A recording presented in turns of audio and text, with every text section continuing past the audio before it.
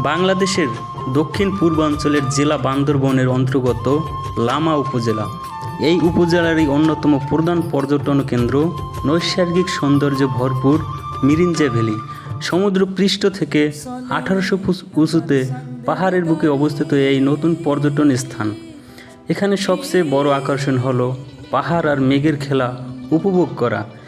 এখানে আকাশ মেঘ ভ্রমণ পিপাসু মানুষকে হাতছানি দিয়ে ডাকে। প্রকৃতি এই এলাকাটিকে সাজিয়েছে আপন মনের মাধুরী মিশিয়ে। এখানে ইচ্ছা করলেই ছোঁয়া যায় মেঘ, আকাশকে মনেও হয় বেশ কাছে। সাঙ্গু নদীর সুন্দর ভিউ দেখা যায় এখান থেকে। রাতের শহরের আলোতে যেন সৌন্দর্য হয় আরও বৈচিত্র্যময়। বর্তমান মিরিঞ্জা ভ্যালি পর্যটকদের কাছে বেশ আকর্ষণীয় একটি জায়গা। পর্বত, অরণ্য, সমুদ্রপ্রেমী এই তিন শ্রেণীর পরিব্রাজকদের জন্য সেরা গন্তব্য হচ্ছে বান্দরবন। অতিকায় উচ্চতা, নিশ্চিম শূন্যতা উপভোগ করতে করতে সবুজ বনে ঢাকা পাহাড়ি রাস্তা দিয়ে আমরা চলতে থাকলাম। বন্ধুরা, চাঁদের গাড়ি আমাদেরকে পাহাড়ের পাশে নামিয়ে দেবে। সেখান থেকে আমাদের ভ্যালি পর্যন্ত হেঁটে যেতে সময় লাগবে 20 মিনিটের মতো।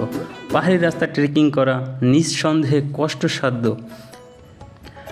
আমাদের ট্যুরিস্ট উপদেষ্টা রাইন হাঁটতে হাঁটতে অনেকটা ক্লান্ত হয়ে গেছে। চূড়ায় ওঠার সঙ্গে সঙ্গেই সেই অনন্ত শূন্যতার সঙ্গে আলিঙ্গনটাও যেন এত কষ্টের সার্থকতা এনে দেয়। দ্বিতীয় সাজেক নামে পরিচিত এই জায়গাটি ইতিমধ্যেই দেশ জুড়ে পর্যটকদের মধ্যে যথেষ্ট সাড়া ফেলেছে। পাহাড়ের উপরের বাঁশ ও খড়ের মাচাঙের ঝুম ঘরগুলো যথেষ্ট পরিবেশ বান্ধব। এছাড়াও খোলা আকাশের নিচে রয়েছে বেশ কয়েকটি তাঁবুঘর। তাই তো রাতের ক্যাম্পিং নিয়ে কোনো ঝামেলাই নেই। এখানে ঝুম ঘরের পাশাপাশি অনেক কাঠের ঘরও আছে। ভিন্ন স্বাদ নিতে আপনারা এই কাঠের ঘরেও থাকতে পারেন। এখানে ভালো বিদ্যুৎ এবং পানির সংযোগ নেই বলে আমরা পানি নিয়ে যাচ্ছি। অবশেষে আমরা চলে এলাম আমাদের ঝুম ঘরের পাশে। আমরা আগেই বুকিং করে রেখেছিলাম, কিন্তু বিপত্তিটা বাঁধলো এখানেই। আগের দিন যারা রিসোর্টটি ভাড়া নিয়েছে তারা এখনও বের হয় নাই। একটু পরেই তারা বের হবে, কিন্তু সেই অপেক্ষা আমরা আর করতে পারলাম না। আমাদের ব্যাগ আর জিনিসপত্র আমাদের গাইডের কাছে বুঝিয়ে দিয়েই আমরা বেরিয়ে পড়লাম পাহাড় ঘুরে দেখার উদ্দেশ্যে।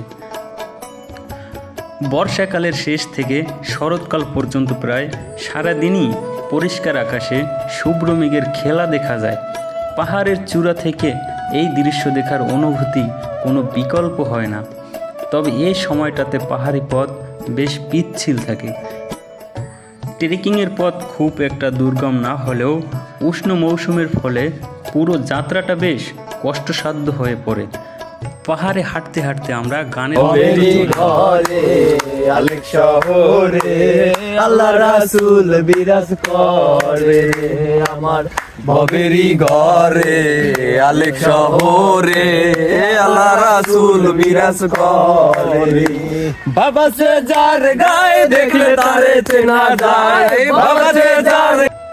পাহাড়ে এসে বন্ধুরা সবাই মিলে একসাথে গান গাইতে পারলে যেন ষোলকলা পূর্ণ হয়ে যায়।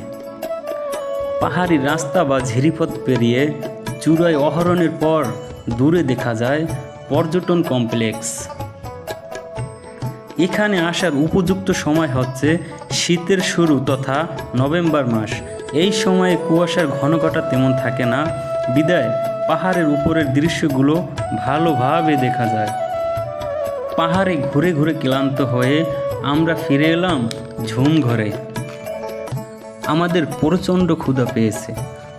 আমাদের দুপুরের খাবার নিয়ে এখনই চলে আসবে আমাদের গাইড। পাহাড়ি মুরগির মাংস, পাহাড়ের তাজা সবজি এবং পাতলা ডাল দিয়ে আমরা পেট ভরে খেয়ে নিলাম। শেষ বিকালে এই দৃশ্যটা যেন অসাধারণ। পাহাড়ে বসে বন্ধুরা মিলে এভাবে খেতে পারাটা যে কত আনন্দের তা বলে বোঝানো যাবে না।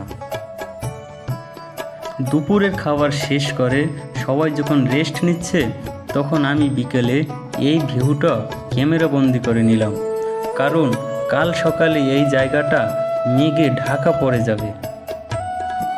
সবুজ এই পাহাড়টা রোদে যেন ঝলমল করছে। পাহাড়ের ফাঁকে ফাঁকে অনেক ঘরবাড়ি দেখা যায়। সকালে এই ঘরবাড়িগুলো মেঘের নিচে তলিয়ে যাবে।